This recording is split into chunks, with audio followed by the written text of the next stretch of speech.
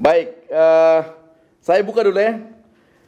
Buka dulu, luar biasa nih. Dengan memanjatkan puji syukur kehadirat Tuhan Yang Maha Kuasa, hari ini tanggal 18 bulan Juni tahun 2020, saya membuka secara resmi kegiatan Rakor SMA MKKS SMA Mamta. Ya, Tuhan memberkati kita semua. Ya. Kemudian saya akan menyampaikan, saya punya materi sedikit saja, tidak sampai 2 menit. Ya, mungkin lebih-lebih 3 menit lah. Tolong saya dibantu. Duh. Ya, sambil teman-teman host bantu saya, karena ini belum bisa terbuka. Saya ingin sampaikan begini. Dari 20 berapa ini siswa yang lulus ini SMA kemarin ini. SMA kemarin kita luluskan sekitar 19.000 siswa yang lulus. Nah, Jayapura sendiri dengan beberapa tempat-tempat ini cukup banyak. Tetapi begini, setelah saya pertemuan dengan Uncen kemarin, ternyata di beberapa tempat-tempat di perguruan tinggi, oke, terima kasih host, luar biasa, saya sudah bisa buka. Tapi begini, dari hasil yang lulus kemarin, SMA yang lulus, ternyata itu banyak ada masalah di penerimaan perguruan tinggi. Ada beberapa sekolah-sekolah di Banteng yang sebenarnya kurang mendorong kita punya anak-anak untuk seleksi yang apa itu namanya SNPTN atau apa yang pakai raport. Nah, Uncen kemarin lapor kepada saya, seluruh Papua itu hanya 75 orang yang lulus. Nah, itu menjadi masalah besar untuk kita. Padahal kita punya jatah 1.000 orang. Kalau seandainya kita bisa dorong anak-anak karena pakai raport itu tidak perlu seleksi, maka kita sebenarnya bisa dapat 1.000 orang. Begitu. Nah, itu yang pertama. Yang kedua, karena kita masih belajar di rumah saja, sesuai dengan keputusan bersama 4 menteri kemarin, maka kita sudah ada turunan, sebenarnya di materi saya sudah lengkap. Kita sudah ada turunan apa yang harus kita persiapkan saat tetap kita masih belajar di rumah ini. Paling tidak ada 4 hal yang harus kita siapkan. Pertama itu sekolah. Lingkungan di sekolah harus kita siapkan secara baik. Baik sekolah di dalamnya maupun di luarnya. Yang di dalam yang saya maksudkan itu, paling tidak kita ada tempat cuci tangan, kemudian kita tempat kantinnya bagaimana, tempat parkir bagaimana, kemudian siapa yang suka jual-jual di luar sekolah itu siapa-siapa. Tukang jual bakso kah, tukang jual balon kah, tukang jual apa lagi. Itu kita harus siapkan secara baik. Jangan sampai masuk melalui itu menjadi masalah. Begitu. Yang kedua itu adalah guru. Apa yang materi pembelajaran apa yang sudah kita persiapkan saat COVID ini, saat masih belajar di rumah ini. Nah, materi-materi ini kan kita harus buat sehingga dia seindah mungkin atau dia segampang mungkin lalu orang bisa terima, bisa mencerna dengan baik. Begitu. Yang ketiga itu adalah orang tua. Orang tua hari ini masih menjadi masalah. Banyak orang tua yang belum mau anaknya dilepas dan ada di sekolah karena mereka tidak tahu siapa yang akan dia ketemu di sekolah, bagaimana sistem keamanan di sana, sistem gurunya di sana, sistem kesehatan, protap-protap. Itu mereka masih mempertanyakan terus-menerus. Begitu. Terakhir itu adalah siswa. Ini penting. Hari ini siswa karena sudah 3 bulan 18 hari di rumah, kadang-kadang dia jadi trauma. Mau ketemu orang sedikit dia takut. Jangan sampai orang ini kena corona. Mau ketemu ibu guru dia takut. Jangan sampai ibu gurunya ada kena corona. Karena mama nasihat saya seperti itu. Hal-hal ini yang kita sedang persiapkan. Karena itu kami sudah ada perencanaan ke depan untuk lakukan pertemuan paling tidak dengan 5 stakeholder besar. Pertama itu adalah orang tua. Yang kedua adalah pendukung. Ini penting pendukung. Artinya dinas kesehatan perlu memberikan dukungan kepada kita. Apakah kita perlu rapid test untuk anak-anak, untuk guru? Ya saya pikir ini waktu saya webinar baru-baru ditanyakan oleh siapa saya lupa. Tapi dari Jayapura juga. Begitu. Kemudian bagaimana dengan teman-teman perindak? Apakah perindak melarang keras untuk mereka yang jual-jual bebas di semua sekolah-sekolah ini atau tidak? Begitu. Jangan sampai penjual-penjual kecil ini mereka berserakan, lalu itu jadi sumber untuk COVID-19. Kemudian dengan Satpol PP. Apakah benar anak-anak ini akan datang ke sekolah langsung ke sekolah atau mereka pulang dan mereka kumpul-kumpul lagi di mana? Hal-hal ini yang harus kita siapkan ketika kita siap untuk masuk. Karena sesuai dengan apa yang Menteri bilang, yang masuk itu duluan adalah SMA dan SMK. Setelah itu SMP, SD, baru TK PAUD. Karena itu kita harus persiapkan dengan baik. Itu yang pertama. Yang kedua, saya sampaikan dulu beberapa hal yang, oh sudah bisa, oke, luar biasa. Ya, ini situasi Papua sampai dengan hari ini, bahwa kita punya kurva itu masih naik. Karena kita punya kurva masih naik, maka kita masih belajar di rumah. Ini angka-angkanya. Yang kedua, kita dibagi hanya 2 daerah. Daerah kuning dan daerah merah. Daerah kuning itu ada 14 kabupaten kota, dan daerah merah itu ada 15 kabupaten kota. Nama-nama kabupatennya sudah ada ini. Silakan, nanti sebentar saya kirim untuk teman-teman panitia, silakan dibagikan share kepada semua peserta. Begitu. Sedangkan pusat kasih 3 daerah zonanya, malah 4. Zona merah, kemudian zona kuning, ada oranye lagi, ada hijau. Tapi karena kita punya hanya ada di 2 zona, maka kita tetap ikut dengan 2 zona yang kita tetapkan ini. Walaupun saya kasih contoh di Kabupaten Jayapura. Di Kabupaten Jayapura sebenarnya ada daerah tertentu yang sebenarnya daerah kuning. Saya kasih contoh misalnya di Lere dan Juk. Itu sebenarnya masih kuning. Sarmi itu kepulauan apa di sana, Kepulauan Kasuari atau kepulauan apa yang di pinggir Sarmi sana, itu sebenarnya daerah yang aman. Tetapi karena kumulatifnya kuning, kita ikut kuning. Begitu. Lanjut. Strategi yang kita bikin itu ada 2, strategi jangka pendek dan strategi jangka panjang. Yang jangka pendek kita sudah lalui, Bapak Ibu sudah berperan di dalamnya. Yang jangka panjang, kita harus memastikan seluruh guru-guru kita ini menguasai IT dengan baik. Tadi saja ada masalah IT kita susah. Itu di Jayapura, apalagi daerah lain, begitu. Lalu kita harus pastikan metode pembelajaran itu baik lewat daring, lewat radio, lewat apalah. Itu paling tidak harus dikuasai paling tidak 1 kepala keluarga, 1 anak dia punya 1. Kalau dia tidak punya radio, punya TV. Kalau tidak punya TV, punya internet, begitu. Tetapi hari ini masalahnya masih di jaringan. Lalu ini yang perlu kita lakukan.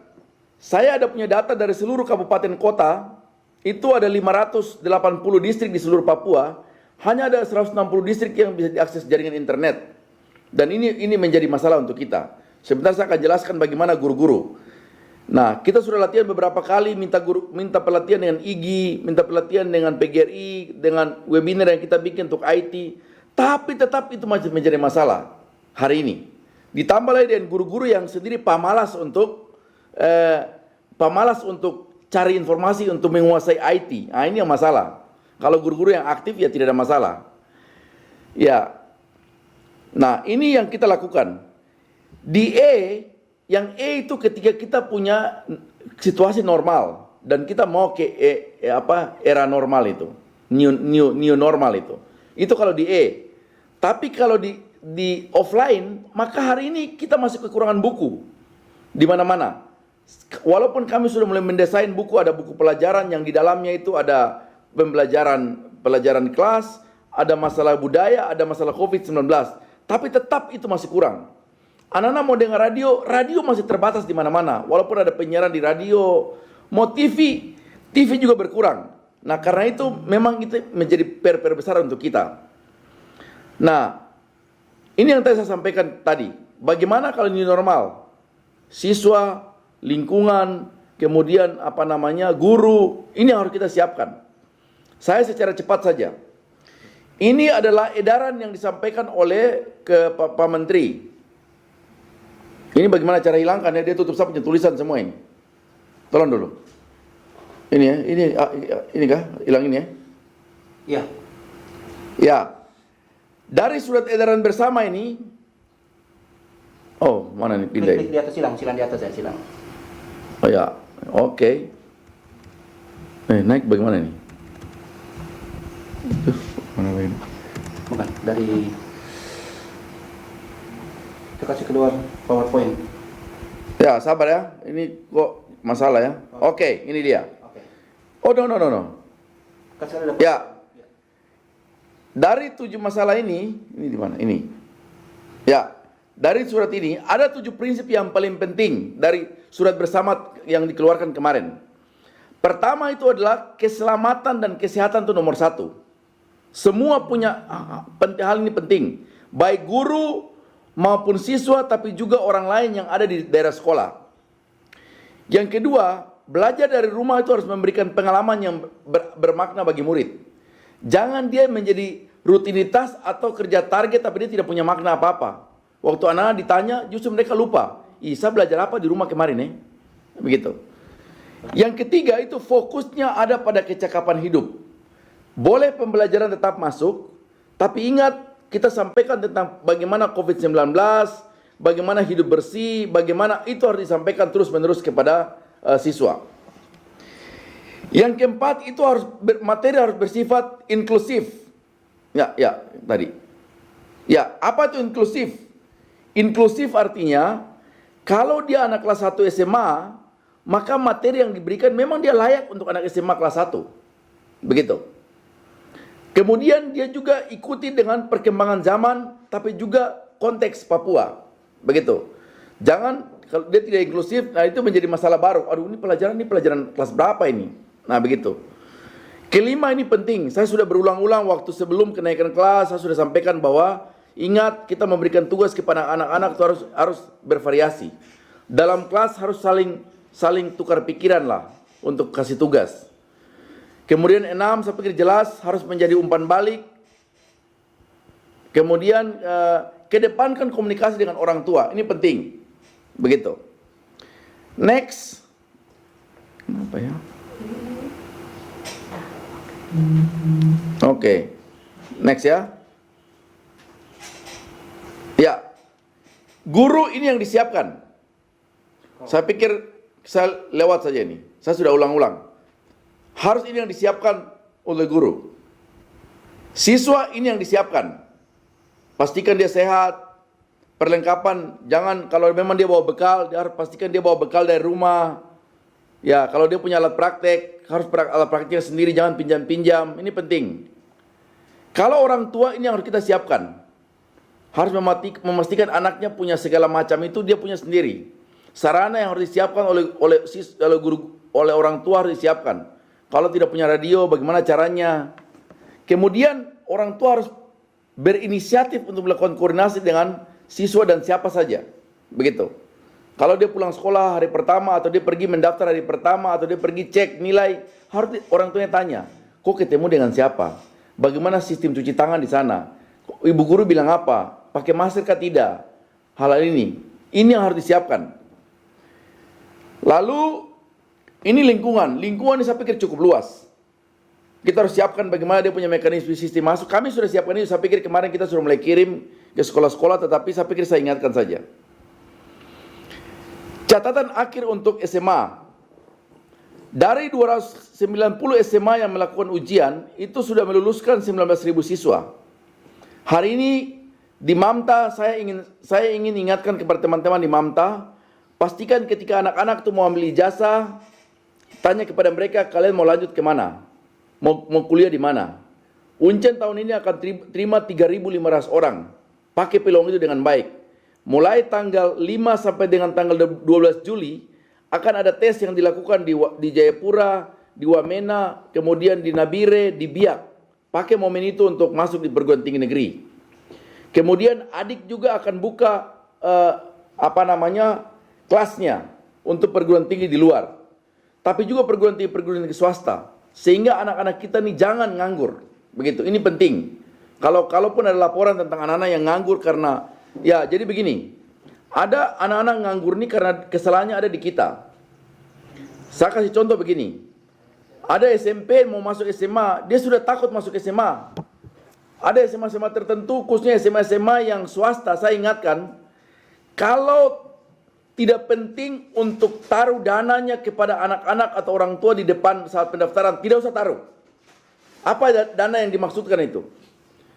Dana seragam itu tidak perlu. Seragam hari Senin, seragam hari Selasa, seragam hari Rabu, seragam hari Kamis. Konsekuensinya ke orang tua, dia rasa berat. Buku, tidak terlalu penting, tunggu dulu.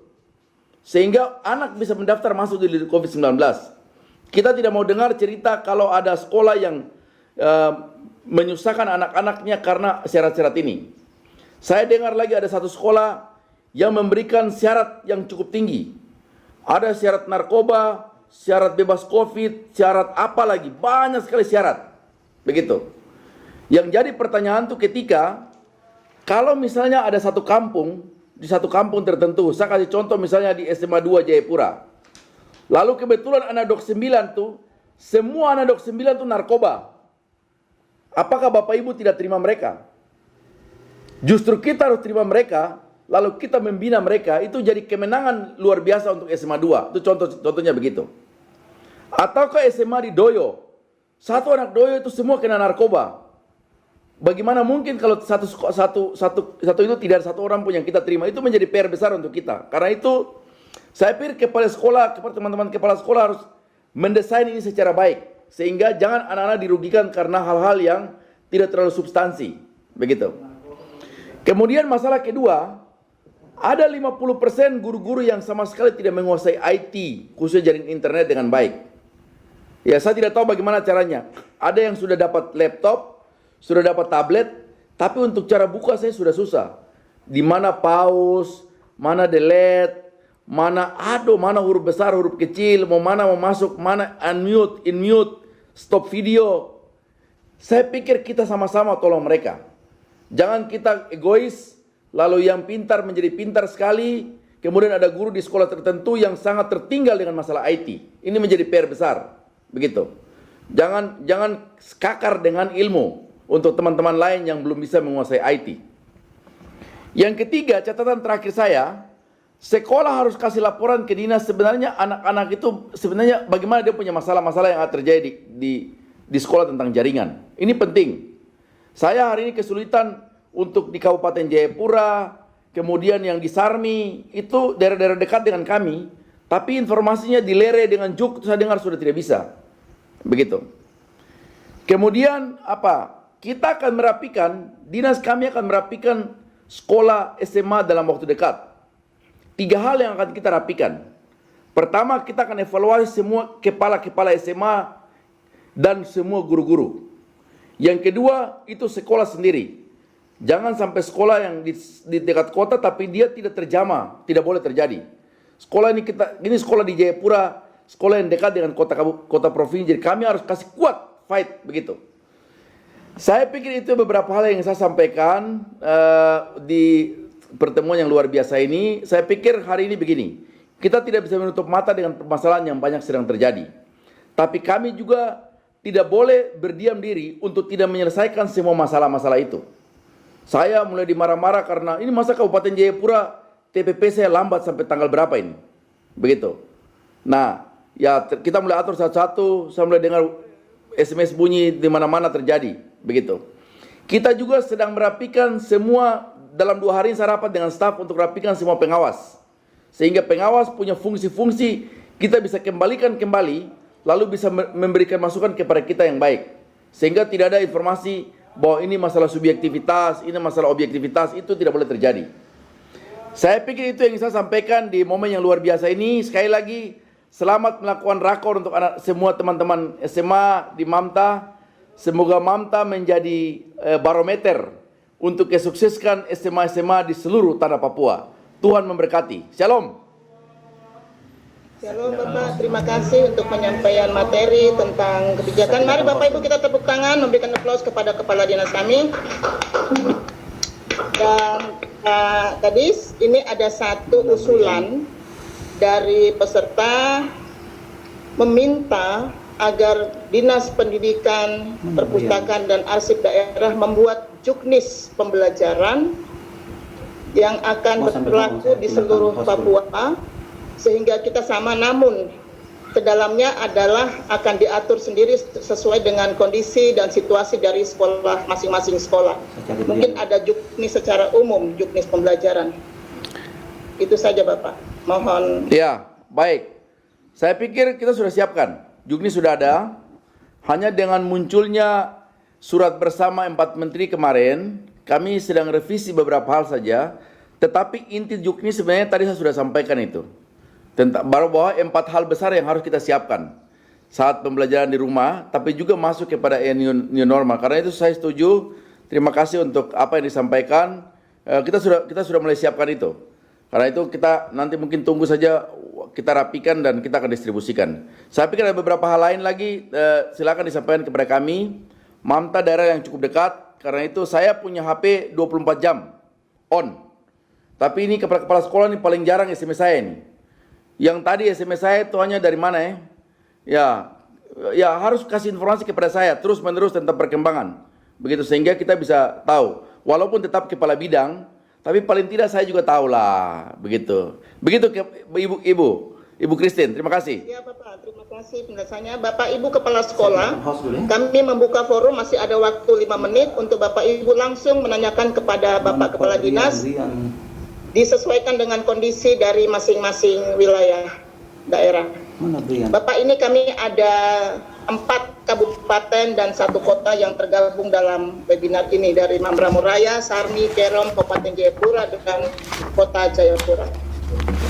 Yang terdaftar ada sekitar 200 dan kami memberikan waktu kepada Bapak Ibu Kepala Sekolah untuk silakan bertanya langsung tentang apa yang akan dilakukan sesuai dengan kondisi sekolah masing-masing.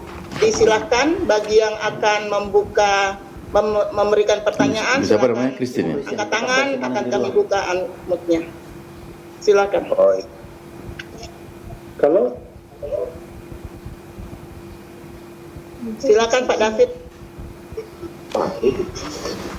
halo, selamat siang, Bu. Ini dari mana David ini? Halo. Ya, Pak David, silakan Pak David. Pak David silakan Selamat Bapak. siang, Bapak. SMA Negeri Denta. Ya, selamat siang Bapak. Luar biasa, Demta. Pengganti Pak ini. Bapak, begini kita sementara belajar dengan keadaan yang begini, kita posisi SMA di Negeri Denta ini, yang pertama kita mengalami kesulitan untuk jaringan komunikasi ini, Pak. Mungkin waktu itu saya sudah pernah bicara ke Bapak. Jadi itu saja yang kami mohon, mungkin Bapak bisa perhatikan kami di sana.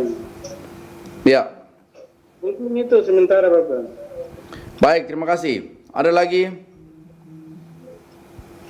Sementara begitu, Bapak. Ya, baik. Terima kasih Pak David. Dari SMA lain ada, silakan.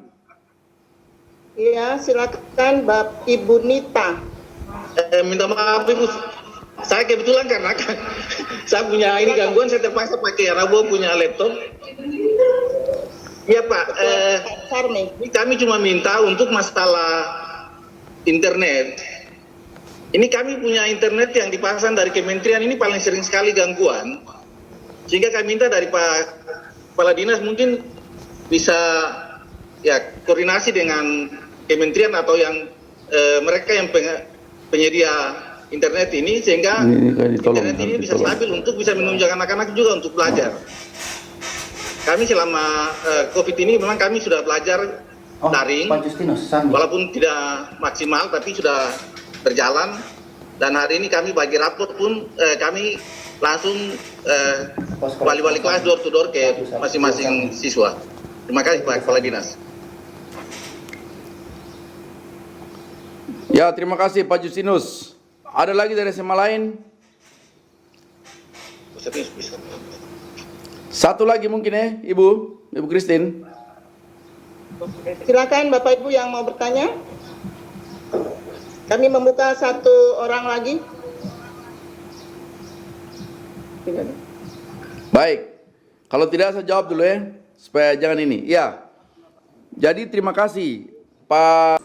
Pertama itu proses penerimaan siswa baru tetap jalan. Itu dulu poinnya. Silakan jalan. Nanti mekanisme untuk saat pembelajaran itu kita akan atur. Saya pikir kami sedang siapkan panduan itu. Silakan apakah akan masuk nanti sebagian-sebagian atau masuk kemudian kita akan atur shift, nanti kita akan atur. Tapi yang jelas penerimaan siswa baru sedang jalan, tetap jalan. Yang kedua, hari ini belum ada pembelajaran di kelas. Itu menjadi catatan. Belum ada pembelajaran di kelas. Karena kita tetap masih ada pada zona merah dan zona kuning. Itu dulu. Baik, Pak. Karena itu semua pembelajaran harus masih dilakukan di rumah saja. Sampai dengan ada keputusan. Karena kita tidak ada yang daerah hijau. Semua harus dibilang kita daerah kuning. Ini penting. Sehingga tidak apa namanya salah. Nah, saya kemarin saya ingatkan juga, kalaupun penerimaan siswa baru kita laksanakan dan proses belajar masih tetap di rumah, maka tetap dia boleh mendaftar, tapi dia kelas 1 SMA yang baru, tapi dia silakan belajar di rumah, begitu. Nanti kan kemarin waktu surat edaran menteri itu kan tidak boleh bikin ospek, tidak boleh bikin kumpul rapat orang tua, wah macam-macam, banyak sekali itu mereka bikin itu. Nah karena itu kami sudah bikin turunannya, sehingga ini boleh diketahui oleh semua guru-guru dengan baik. Intinya begini, tadi waktu 7 prinsip itu, dalam 7 prinsip yang saya sampaikan di surat bersama itu, kesehatan dan keselamatan guru dan tenaga pendidik serta siswa itu nomor 1. Karena hari ini pandemi COVID-19 di Papua itu grafiknya itu masih naik. Kami sudah tembus 1.000, hari ini 1.300. Begitu. Saya di Dinas Pendidikan, kemarin kita buka dinas 1 hari, buka hari pertama, sorenya ada yang meninggal. Orang tua dari staf saya ada yang meninggal. Karena itu saya karantina semua satu bidang itu yang anaknya ada di situ. Ini langsung saya suruh karantina dan saya suruh lakukan pemeriksaan tes. Itu baru 1 hari buka. Yang kita kumpul apel pertama sekitar 150 yang hadir. Itu apalagi kalau kita buka terus, itu bisa bermasalah. Begitu. Karena itu sekali lagi, kesehatan dan keselamatan Bapak Ibu dan anak-anak nomor 1. Tuhan memberkati, selamat melakukan rakor. Saya minta maaf karena saya harus pindah ke acara lain, saya harus seminar juga dengan UGM. Tuhan memberkati semua guru-guru yang ada di Mamta. Shalom. Shalom. Terima kasih Bapak Kadis atas nama peserta webinar yang ada di wilayah Mamta. Pertama kami mengucapkan terima kasih karena sebagian besar dari kami sudah menerima TPP WLP yang dinanti-nantikan. Amin, amin, amin. Sudah terrealisasi. Ya. Yang kedua, atas materinya tadi masih banyak hal yang mungkin kami menunggu turunan dari Dinas Pendidikan. Siap. Dan arsip daerah untuk kami tindak lanjuti dalam hal PPDB, PLS, dan GDR. Ya. Dan untuk itu semuanya Bapak, kami sampaikan terima kasih. Tuhan memberkati Bapak selalu dalam tugas dan pelayanan, dan kami berharap pendidikan di Papua. Amin, amin. Ya, saya tambah satu lagi. Saya tambahkan satu. Saya dalam 2 hari ini mengunjungi beberapa sekolah yang melakukan pendaftaran di sekolah. Di Jayapura dan di Sentani. Tiba-tiba saya mendadak masuk di sekolah-sekolah itu dan semua guru-guru kaget. Saya tiba-tiba langsung masuk, langsung ke siswanya. Lalu ada yang mulai pertanyaan pertama kepada saya, Bapak, TPP dulu. Aduh, karena itu terima kasih. Ya, sudah mulai rekening, sudah mulai bunyi kiri kanan. Baik, terima kasih. Tuhan memberkati. Shalom. Shalom Bapak, terima kasih. Sampai jumpa. Mari kita aplaus semua untuk Bapak Kadis kita.